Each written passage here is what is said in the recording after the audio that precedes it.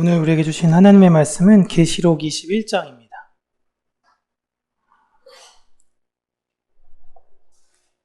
계시록 21장 1절에서 8절까지 우리 함께 읽겠습니다.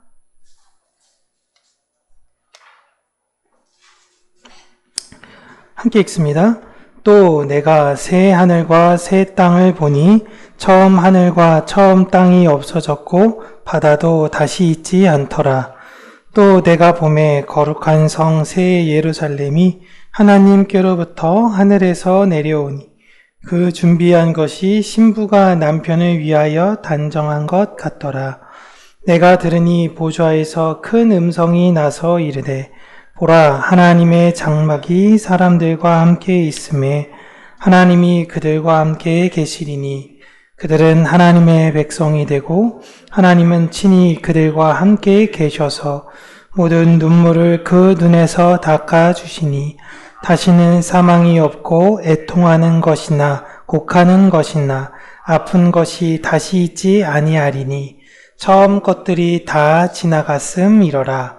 보좌에 앉으신 이가 이르시되 보라, 내가 만물을 새롭게 하노라 하시고 또 이르시되 이 말은 신실하고 참되니 기록하라 하시고 또 내게 말씀하시되 이루었도다. 나는 알파와 오메가요 처음과 마지막이라.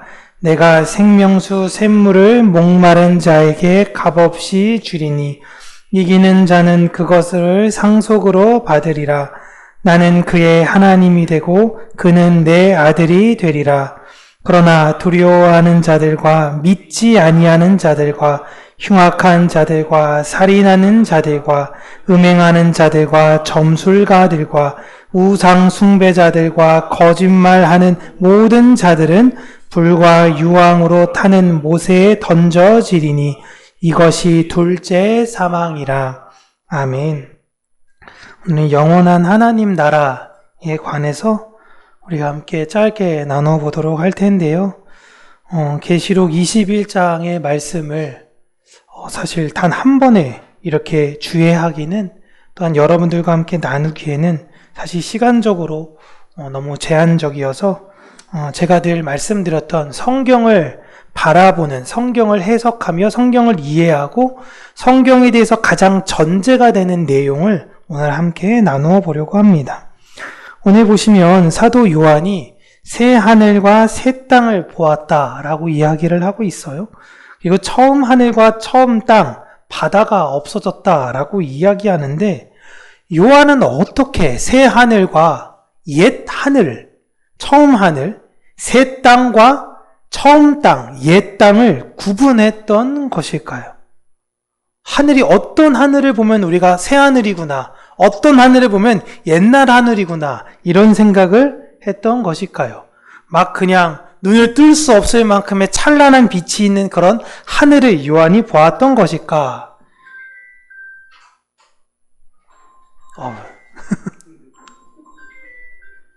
괜찮아요. 여러분, 요한은 지금 영원으로 초대를 받은 것입니다. 영원한 하나님 나라, 그 영원이란 세계로 초대를 받은 거예요. 영원에서 그 시선으로 이 세계를 바라보게 된 것입니다. 사도 바울도 교회에게 내가 3층 천을 다녀왔다라는 이야기를 합니다. 여기서 3층 천은 단순히 천국에 갔다, 그런 의미를 이야기하는 것이 아니라 영원에서 제한된 이 세계를 바라보게 되었음을 의미하고 있는 거예요. 쉽게 생각하시면 타임머신과 같다라고 생각하시면 됩니다. 과거로도 갈 수도 있고요, 미래로도 갈 수 있고요. 그냥 어떻게 될지 몰라요. 영원 안에서 이 모든 세계, 하나님께서 창조하셨던 처음 세계를 지금 이들이 보고 있는 것입니다. 쉽게 지구를 바라볼 때 지구는 지구가 푸른 별인지 무슨 색깔인지 모르나 우주비행선을 타고 날아갔던 우주인들은 지구를 보고 푸르다, 파랗다, 이렇게 이야기를 했던 것이죠. 우주로 가서 지구를 바라본 것과 같은 거예요. 그럼 그 영원에서 무슨 일이 일어났는가?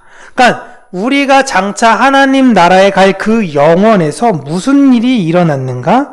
새 예루살렘이 하나님으로부터 하나님이 계신 하늘에서 내려오는데, 그러니까 여러분, 하늘은 그냥 우리 뭉게구름 있는 하늘이 아니라 성경에서 하늘은 하나님이 계신 곳이 하늘이에요.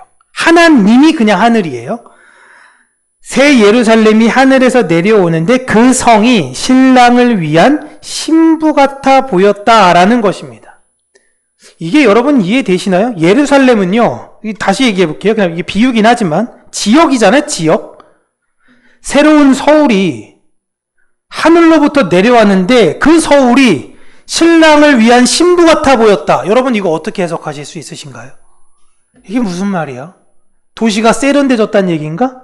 도시가 아름다워졌다는 얘기인가? 이렇게 이해하기가 어렵죠. 여기서 새 예루살렘을 이런 도시적인 것으로서만 생각하면 안 되는 거예요. 그리고 보좌에서 큰 음성이 나며 하나님께서 하나님의 백성들에게 이제는 너희들에게 슬픔과 고통과 사망이 없다라는 것을 말씀하세요. 새 예루살렘으로 모일 모든 역사 속에 하나님의 신부들인 이스라엘과 교회가 하나님으로부터 내려오는데 그 모습이 너무 아름다운 준비된 신부 같아 보이고, 하나님께서 이젠 그들에게 어떠한 말씀을 하시냐면 이제 너희는 나와 함께 살 이곳에서 더 이상 슬픔과 고통과 아픔과 사망이 없을 것을 말씀하시는 겁니다. 그 슬픔과 고통과 아픔과 사망은 다 어디에 있는 것이냐? 처음에 있었던 그 세계에 있었던 것이며 우리가 살고 있는 이 세상을 의미하고 있는 거예요. 그러니까 이 말씀에서 처음의 것은 이 세계의 것을 의미하는 것이죠. 하나님의 백성들인 저와 여러분이 이 세계에 있는 이유는 이 세계에서 저주에 있는 자들에게 하나님의 사랑을 예수 그리스도라는 완성된 율법으로 전하라는 사명을 받았는데, 그 사랑을 전하는 사명을 살다 보면 사람들이 환영하고 뜨겁게 박수 쳐주는 것이 아니라 우리를 울려요. 괴롭게 해요. 내가 예수 믿는 자로 예수를 전하며 사는데 슬픔도 겪고요, 아픔도 겪고요, 인내할 때도 많고 절제할 때도 많습니다. 이런 사망이라는 눈물의 시간을 보내는 거예요. 지금 요한은 이 세계에서 하나님의 사랑을 가지고 예수 그리스도로 살아가는 이들의 그 고통을 보고 있어요.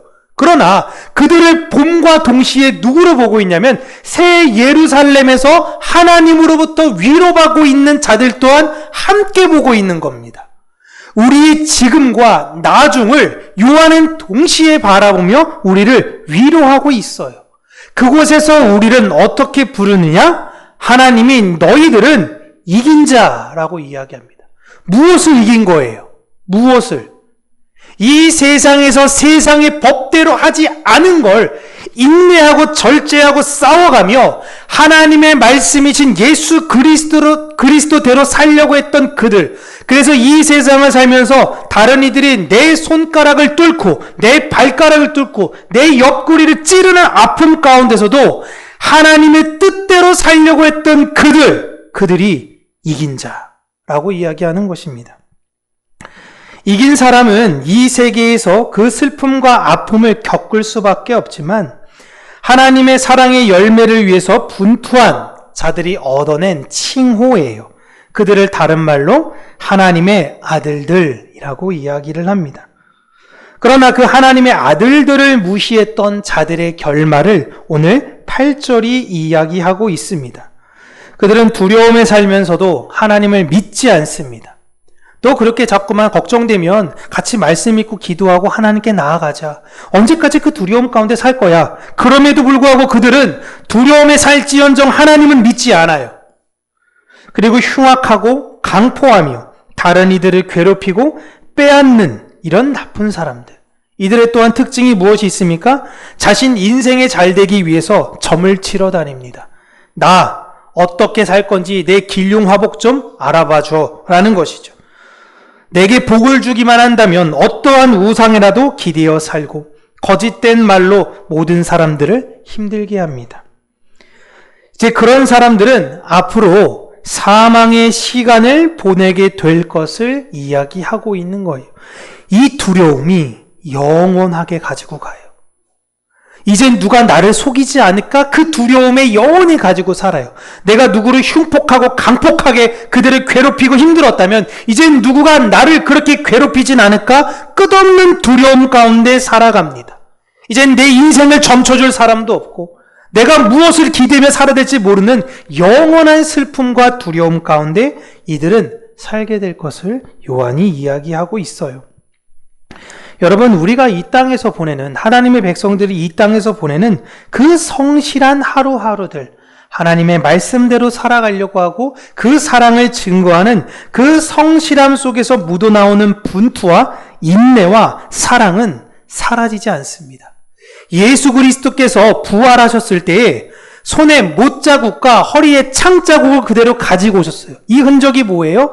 교회인 너를 끝까지 사랑한 나의 흔적. 그렇다면 우리가 사도신경 조금 전에 찬양했던 것처럼 계속 고백하는 몸이 다시 사는 것과 몸이 다시 사는 게 뭐 그렇게 중요하냐? 우리가 어떠한 몸으로 사냐? 이 세상에서 예수를 사랑하여 내 손이 뚫리고 내 옆구리가 뚫렸던 그 몸으로 우리는 다시 살아난다.